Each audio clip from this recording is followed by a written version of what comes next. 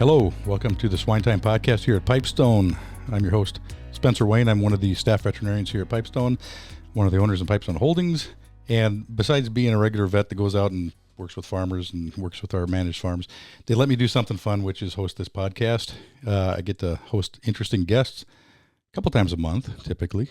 And sometimes they're from outside of our organization if we think they got some really interesting stuff. But a lot of times they're folks that we work with here within our group. And today I have such a person. And my guest today is Nick Fitzgerald. And I'll just tee it up and let him hit it out of the park. Nick, why don't you tell us about yourself, what you do, and then we'll get to what we're going to talk about together. You bet. Appreciate that, Spencer. The interesting guest must not have called you back for this one, and I was the I was the fill-in, huh? Yeah, you were number 5 on the list. We didn't want to say that. That's okay. I appreciate that, though. No, my name's Nick Fitzgerald. I'm the Director of Business Development for PIPESTONE. Spend actually most of my time working with our managed sow farms and building the rosters for the livestock real estate companies and then also wean pig agreements, and that along with Rick and Terry. So been with PIPESTONE for 7 years. Originated actually in eastern Iowa. Tipton, Iowa's born and raised in Cedar County. My wife and 2 daughters have a small farm there. We raise some cattle. We're actually shareholders in a couple of PIPESTONE managed sow farms.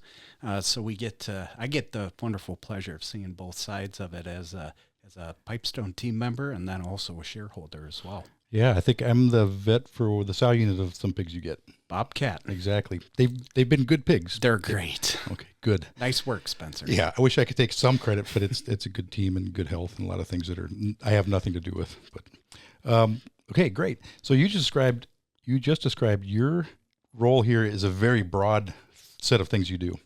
And so I'm going to corner you now and peel one little section of your big brain apart, and let's just talk about one topic for the podcast today, and that is considerations for wean-to-finish construction, remodels, use of facilities. It'd be good just to see what you have for some opinions on that. And the purpose really is to give producers out there some kind of an idea of, all right, I got a barn that needs new metal or needs some improvement, or I've got an existing sow barn that I want to convert to a finisher. Just some rules of thumb is what I'm looking for today. Yeah, sure.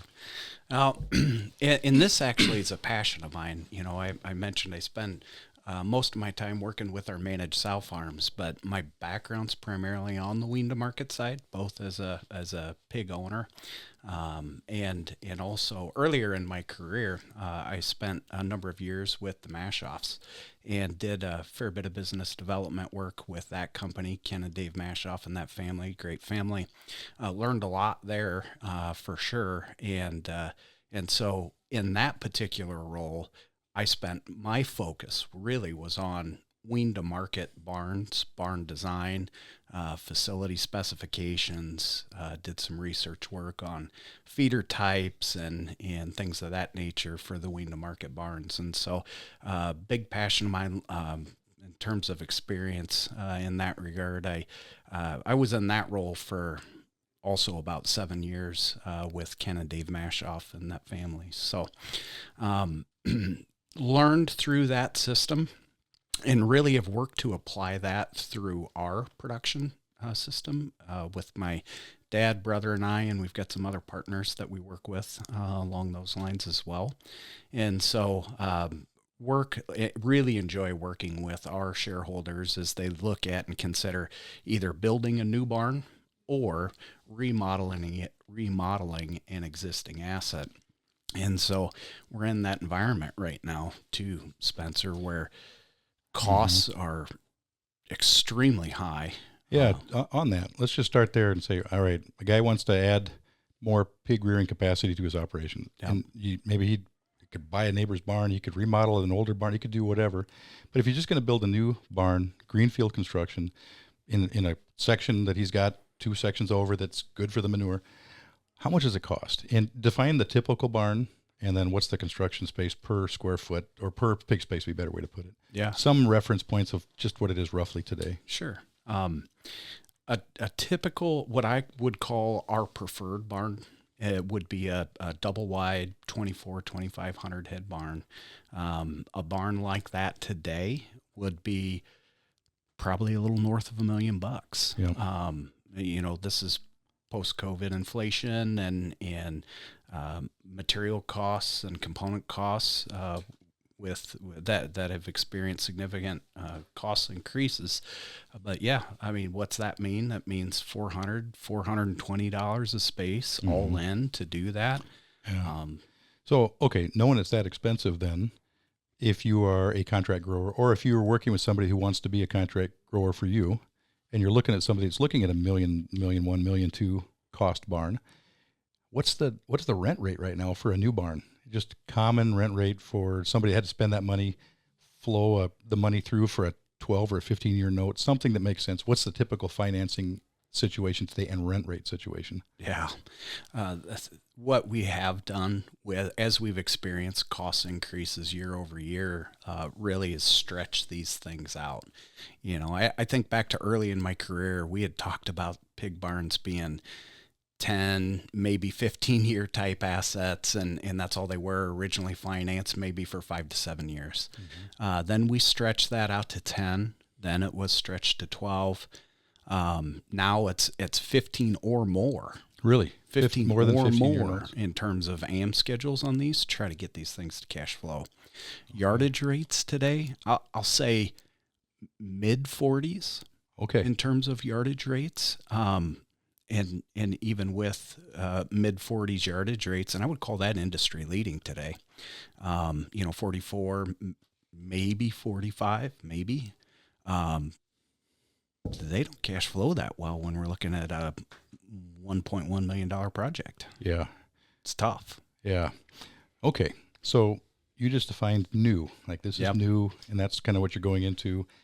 And then what we brought you in here to talk about is, okay, remodels, other repurposed buildings, repurposed sow unit.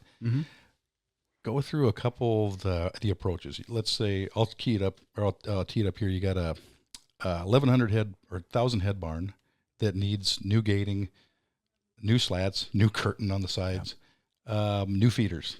And just to kind of break those down, what is a rough, if you're just guessing, a per pig cost to put new metal in a barn, to put new feeders in the barn? Yep. Just go through that. And I know nothing could be exact, but just ballpark. What do you think those costs, if you were going to stack them up, would be? Ballpark numbers as we look at that, and gating, for example, if we're going to look at doing a new gating package in a barn, if we were to do what I would call our large pens with pre-sort capability in there. So that would be taking, a small pen, 25 to 35 pig small pen. We create a little larger pen in there. We have an area to pre-sort those pigs in advance of the market hog load, get those pigs off feed to help with transport. And then we're shipping pigs with an empty belly rather than 5 or 6 pounds of feed in there. That gating package is going to be in the neighborhood of $25 to $30 a space just for the gating package. And that's new gating, like open slats, nothing there to put the appropriate amount of gates and pens. That's correct. In there to do that. Yep. Okay. Yep. All right. Feeders, we look at feeders and not all feeders are created equal. There's lots of different options out there, wet, dry feeders, and frankly, even within those two primary feeder types, not all feeders are created equal. And so, what would you put in today? Because you mentioned tubes and you're not going to put tubes in, I'm guessing. Not putting tubes in today. What are the options for probably state of the art, what you would do? My preference would be the wet dry shelf feeder. Okay. There's some pretty compelling data to support increase in average daily feed intake, increase in average daily gain, consequently resulting in more pounds out the door for the owner. Conversion impact? Conversion impact is, I wouldn't expect a feed conversion impact. Okay. Going from a dry feeder to a wet dry feeder, for example. Okay. You may even see feed conversion tick up just a bit with that, because we're getting a little more intake in those pigs too.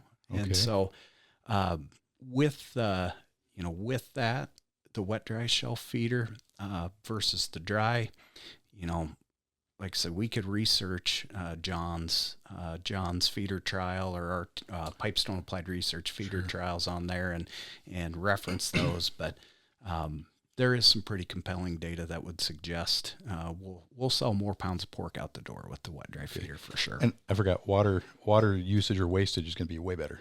Oh, water conservation. That was one in our trial. Looking at those feeders, that was one of the single biggest influencing or impacts. Really, was the water reduction. Mm-hmm. And don't quote me on this for sure, but it was something like a 40% difference in water disappearance. So 40% less water. Right. So that's 40% less loads to the field with hauling water. So, okay. So that was a rabbit trail. Yeah. Wet dry sounded like what you put in. Ballpark cost per finishing pig space. How would ballpark range or whatever you want to frame it up as? About 20. Okay. About $20 a space for that feeder. So you said 25 for the gating. 25 for the gating. $20 a space for feeders. So you're up to $45 a space for new metal and new feeders. New gates, new feeders. Okay. Yep. All right. One thing I would mention, just as a disclaimer with this, if we're looking at an asset that has some age to it, we should definitely look at the foundation before we invest considerable dollars in the remodel. And what do I mean by that specifically? Slats and lintels that the equipment's going to sit on. Okay. And so there's some great contractors, even here locally in Minnesota, Oldenburg Construction, for example. They do a lot of work with slat replacement. They will come to the farm, inspect your slats, inspect your precast, and provide a recommendation to the owners or the barn owners on that, on lifespan, and also if there needs to be a replacement, they could go through that. But that group does a great job. Yeah. I've been in a barn that burnt in a fire, and then they came and reconstructed it over the existing slats and pit foundation. Mm-hmm. But I remember walking in and thinking, did they look at this? Because it seemed like the gangs were bowed and dipped in, and the guy said, well, the engineer came through and said it was fine. And I'm thinking, well, he knows more than me. But I'd say get an engineer, because you or I are not qualified to probably make some of those assessments just by eyeballing it, I guess. Well, and that's true. And if you see a bowed slat, that doesn't necessarily mean the integrity of the slat's wrong. Yeah. That could mean the slat was set maybe a little green. Mm. And so initially it was set and it was level. It was a little green, and as it cured, got a little bit of that bow in there while it was sitting inside of the barn. Okay. But basically get an expert to help on these things. Get an expert to help on those things, for sure. So what, if you're going to reslat a barn, what's the guess on what that might cost to cut a hole and then have them, dolly these things in?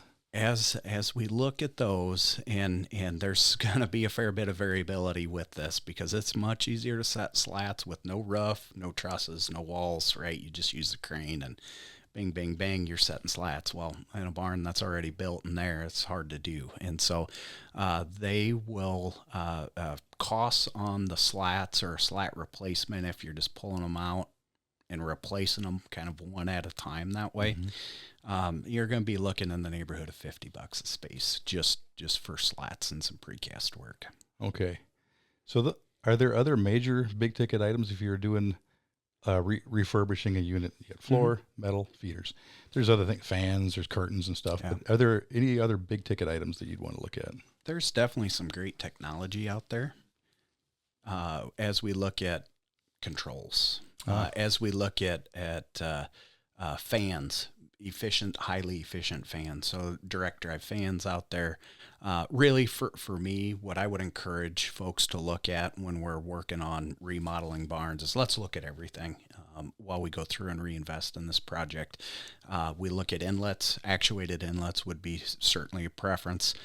We look at CFM specifications in the barns.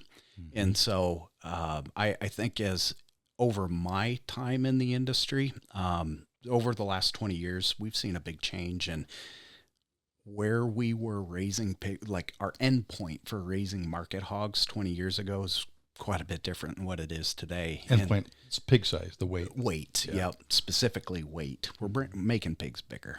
And so with that said, ventilation requirements go up. We're dealing with more BTUs of heat being produced and so on and so forth in there. And so for those reasons, we should look at CFM specifications in the barns. So as we look at tunnel barns, for example, 125 CFMs, we need to have that in a barn today. And 15 years ago, we were making them probably around 105 Really? CFMs. I didn't realize that had gone up that much. Yeah. Okay, so kind of related to that, curtain-sided barn versus a tunnel barn. Tunnel barn or any kind of power barn, you're controlling the environment and you're putting the air over the pig to cool that pig down, and so you should get better performance than a curtain-sided barn that's operating on a still day with no ability to really dissipate the heat. What would you guess the performance difference? Because this is barn payments, grower payments are adjusted according to what kind of barn you got. What kind of performance difference is there on average if you were kind of quantify what my barn is worth, or should I make it a power barn? Should I build a tunnel barn or a curtain barn? How would you look at that? That's a big question. It is, and I'm not sure I got the a great answer for you, and I'll share why.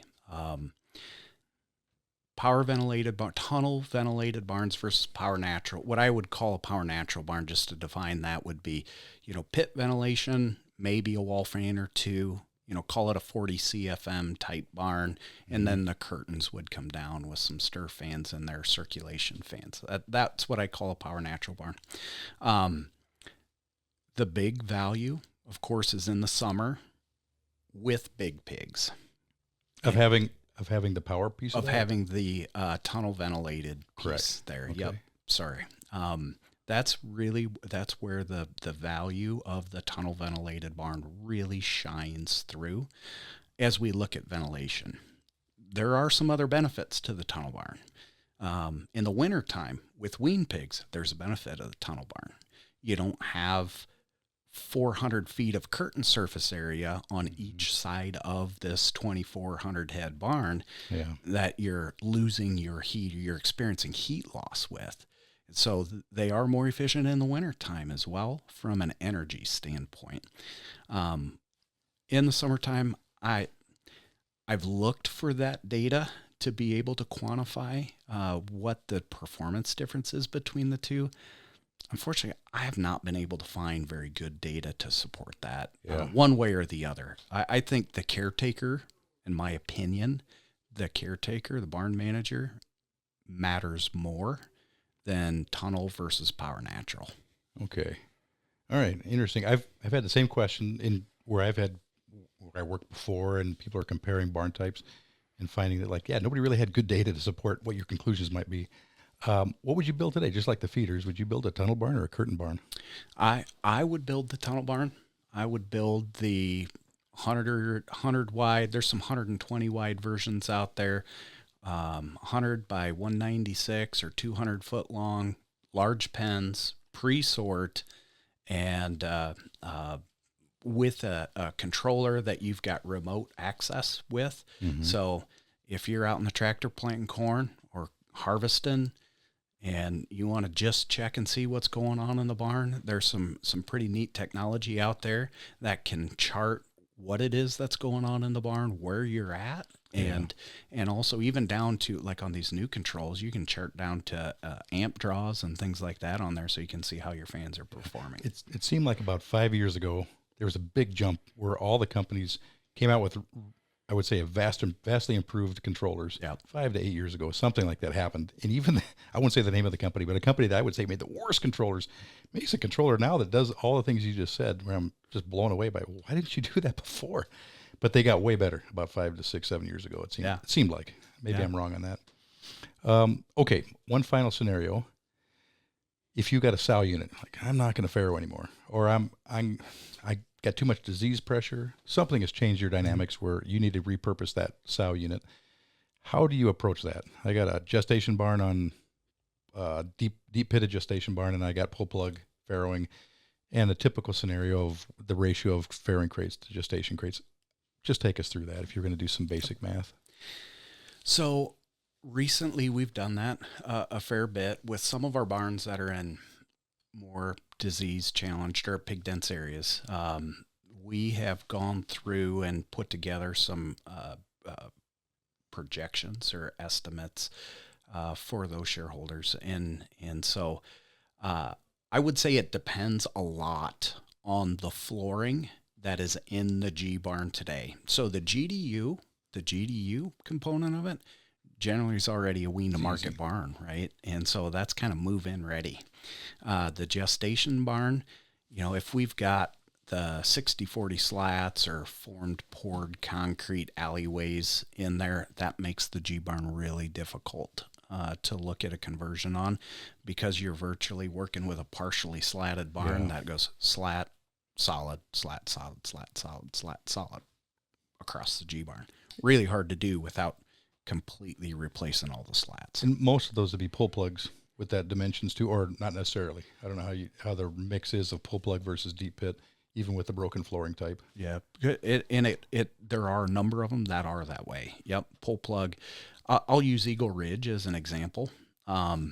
Eagle, we're totally slatted in the gestation barn at Eagle Ridge, and so that conversion would be really pretty easy. I mean, we need to take out the equipment inside of that barn that exists for the sows, so the stalls, the feed systems, and that. Yeah. But we can effectively go in. We've got a blank slate there at that point. We could effectively go in and make a wean to market barn out of that very quickly and easily. It seems like some of these questions come up for a sow unit, and the owner is trying to wonder what to do. Yep. The flooring type ends up being a huge determinant. It really I got a full slatted barn versus I've got a shallow pit with solid areas, walkways and feed alleys and slatted areas. And think, this is really stupid all of a sudden, and you just blows the project up. You don't do it. But I think that's pretty fair. That may be the biggest determiner of what you end up doing as your flooring type within the G barn. It really is. It really is. And then you get to the point with farrowing. Farrowing generally can convert to a nursery pretty easily. Mm-hmm. It generally can. It frankly, it houses piglets today too, right, with mama, but it can convert to nursery pretty easily. Then you need to balance, right? Do you want multi-age production on the same site? And so if the G barn works, you can make a really nice wean to market site out of just the G barn and the GDU. That may be the best outcome. If the G barn has flooring that makes this incredibly difficult, maybe the farrowing and you make this site a nursery site. Mm-hmm. So just things for consideration anyway. Yeah, and maybe that you mothball a barn and you use the other barn just because at least you have the one barn. Yeah, for sure. Every situation is going to be unique. It's got to be. This is a off to the side wild card question, but we filter sow units. Is anybody filtering grow finish space at all? Is there any reason to consider that? I know one guy who's doing it in a commercial nursery, but what is the scenario for that? Yeah, I know of one guy doing it in a commercial nursery as well. As you look at filtration costs and cost per pig, at least replacement and that of the filters, and also consider the area in which, are you under attack every single day? So I'll use in my area in central Iowa, for example, we would be under attack every single day, and we know filtration's good, but not perfect. And what would be the likelihood of a PRRS break there, even with filters? I don't know. We don't see it widely adopted across the industry. I don't know how easily it would be to justify the cost for filtration. I can't remember what the cost estimates even were, but I remember whatever I heard was like nobody would ever filter a finishing barn because the air movement requirements are so high for that one pig space. Do you think I can do it for a sow? I can't do that for a finishing pig typically. Right. Okay. That's probably it, man. I beat this thing up with you for a while. 24 minutes in, we covered a lot of ground.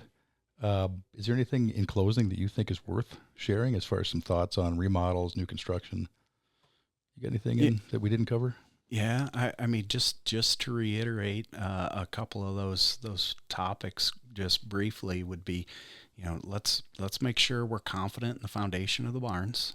So checking slats and lintels as we look at remod opportunities there. And wet dry feeders have been very good to our shareholders and our clients that we work with on the wean to market side. So I would encourage someone, if they need to go down that path and do a feeder replacement, we look hard at that.